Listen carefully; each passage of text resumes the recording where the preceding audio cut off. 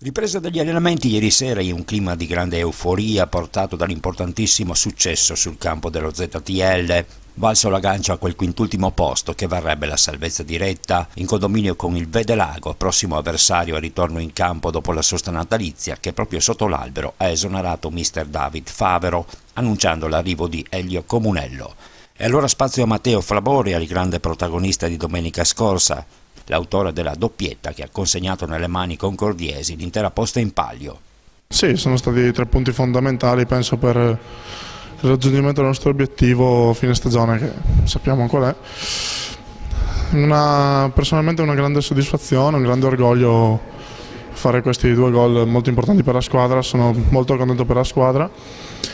Sono un obiettivo che vogliamo raggiungere ad ogni costo e speriamo di raggiungerlo. Senti, domenica alla fin fine, insomma, dopo un quarto d'ora del secondo tempo siete andati sotto, che cosa è scattato in voi? È uscita la nostra voglia di vincere, sapevamo quanto era importante questa partita, volevamo raggiungere ad ogni costo i 3 punti e Brutti non ci interessava essere belli, ci interessava il risultato, l'abbiamo portato a casa, è molto importante quello.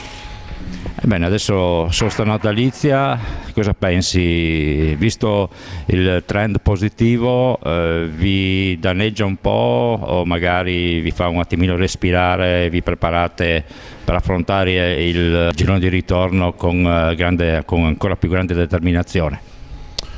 Allora, questa sosta arriviamo fiduciosi per il girone di ritorno, possiamo dire tra virgolette sereni, non troppo perché non abbiamo ancora fatto niente e dobbiamo dare tutto quello che abbiamo ancora nel girone di ritorno, non abbiamo ancora detto niente, non abbiamo fatto niente per adesso, perciò tranquillità poca. E l'allenamento del martedì ha presentato anche la novità Giacomo Seno e il nuovo colpo voluto dal presidente Renzo Corvezzo destinato ad irrobustire la mediana. Classe 1997, cresciuto nelle giovanili del Venezia, con alle spalle anche un'esperienza in Serie D a Campodarsego, è il figlio dell'ex interista Andrea Seno. Arriva a Concordia dopo una prima parte di stagione disputata in un ambiente non idilliaco come quello di Treviso. E allora, nuovo arrivo in casa della Giulia Sagittaria, Giacomo Seno dal Treviso, figlio d'arte, diciamo papà è Andrea ex Inter, tra gli altri. Ecco, arrivi a Concordia con quale stato d'animo? Beh, insomma, esco da una situazione non facile perché a Treviso sì, si sa benissimo la situazione difficile che si è creata e quindi secondo me era meglio cambiare aria. Sono contento di essere qui e sicuramente sono qui per dare il massimo per la Giulia Sagittaria. Una classifica che in questo momento vede la squadra in corsa per la salvezza diretta, pensi di poter dare quel qualcosa in più che a questa squadra serve per fare il salto di qualità?